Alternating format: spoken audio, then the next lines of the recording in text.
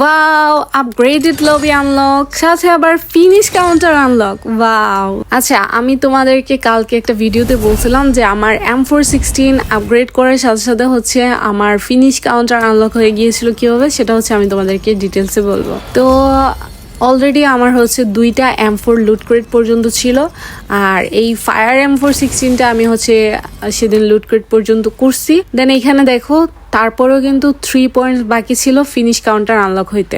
তো আমার কাছে হচ্ছে রোরিং ইমোলেশন যে M416 এটাও ছিল, বাট আপগ্রেড করা হয় নাই। তো আমি হচ্ছে এই গানটা লেভেল 3 করে ফেলছি অ্যাডভান্স ফ্রম। তারপর দেখো হচ্ছে আমার এইখান থেকে ফিনিশ কাউন্টার আনলক হয়ে গিয়েছে।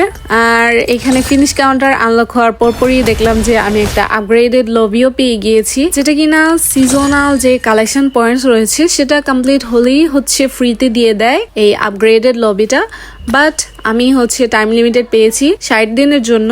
তোমরা যদি এটা পার্মানেন্ট পেতে চাও তাহলে হচ্ছে তোমাদের কাছে থাকতে হবে যে আগের আলটিমেটের টাইমে যে লবিটা আসছিল সেটা যদি তোমাদের নেওয়া থাকে তাহলে হচ্ছে এটা অটোমেটিক তোমাদের পার্মানেন্ট হয়ে যাবে, তাও আবার আপগ্রেডেড। তো আমি হচ্ছে এখানে কাস্টমাইজ বাটনে যে ফিনিশ কাউন্টারের সেটিংসটা করে নিচ্ছিলাম। তো এই তো আমার হচ্ছে M416 এর ফিনিশ কাউন্টার আনলক হয়ে গিয়েছে। এখন আমি যতগুলো কিল করব এখানে একটা একটা করে কাউন্ট হতে থাকবে। ভাই বড় লোকস পিপল তোমরা দূরে থাকো ভাই, আই নো তোমাদের অনেক আগে এটা আনলক হয়ে গিয়েছে, বাট আমার মতো গরিবদের জন্য এটা একটা ইমোশনস।